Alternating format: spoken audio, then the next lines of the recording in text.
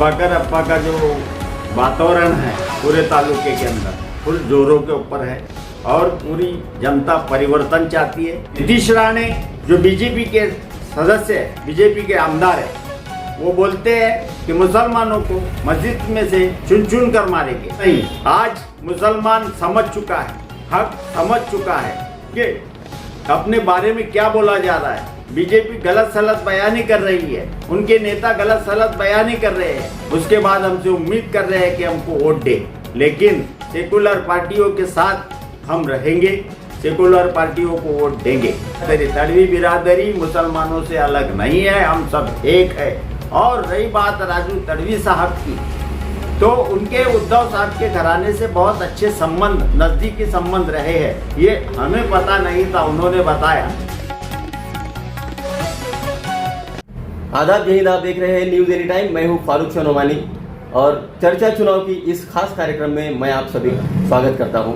मेरे साथ में इस वक्त अडाव शहर के माजी उप सरपंच, इसी के साथ साथ तापी सूद गिरनी के तज्ञ संचालक जनाब वजात अली काजी, ये हमारे साथ इस समय चर्चा चुनाव की इस कार्यक्रम में उपस्थित है। जनाब, आपका चर्चा चुनाव की इस प्रोग्राम में मैं सहर्ष स्वागत करता हूँ। इस वक्त पूरे महाराष्ट्र भर में विधानसभा चुनाव की हवाएं चल रही है, प्रचार जोरों पर है और कल हमने आपको प्रभाकर अप्पा के प्रचार में देखा।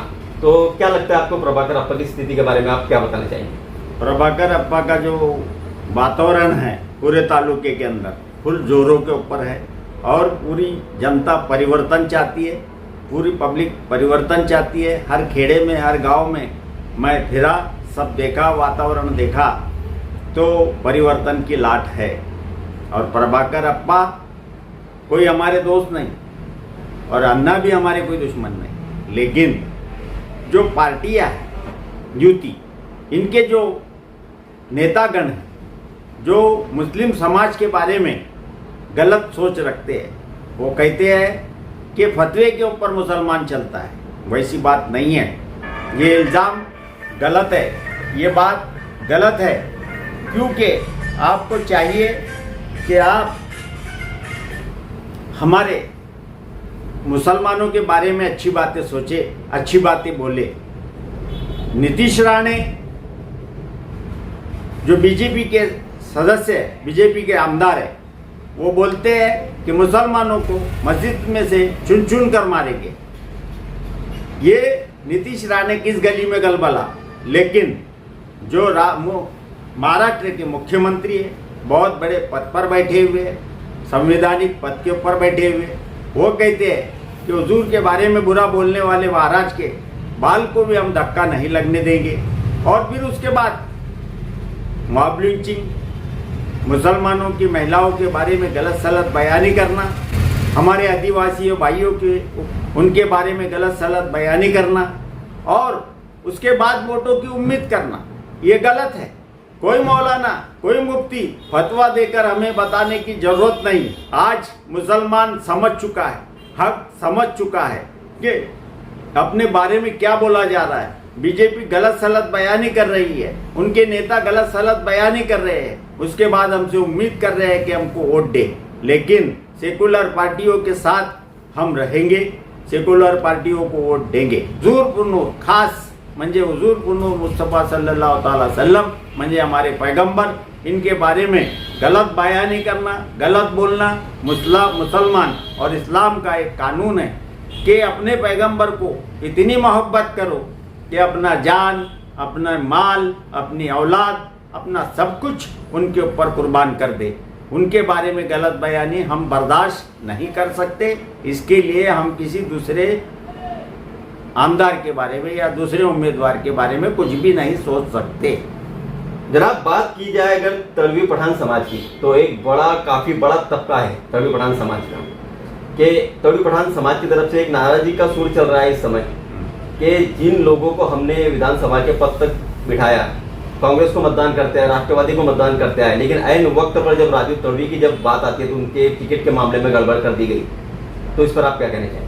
देखो, इस्लाम के अंदर ये एक पहचान के लिए ये काजी है, ये शेख है, ये सैयद है, ये पठान है, ये तड़वी है। तड़वी बिरादरी मुसलमानों से अलग नहीं है, हम सब एक है। और रही बात राजू तड़वी साहब की, तो उनके उद्धव साहब के घराने से बहुत अच्छे संबंध, नज़दीकी संबंध रहे हैं। ये हमें पता नहीं था, उन्होंने बताया, इसीलिए उनको टिकट मिला था।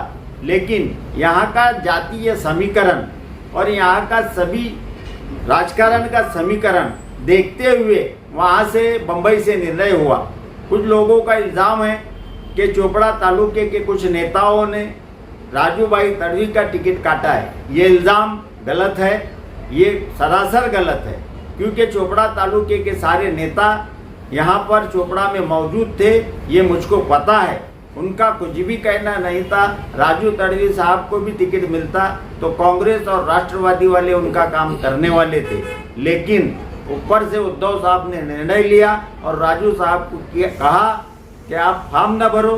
राजू साहब ने फॉर्म नहीं भरा और राजू साहब को आश्वासन दिया गया, जहाँ तक राजू साहब के कहने के हिसाब से बात है, उनको बहुत बड़ा पद मिलने वाला है, उनको पद पे बढ़ाया जाना है।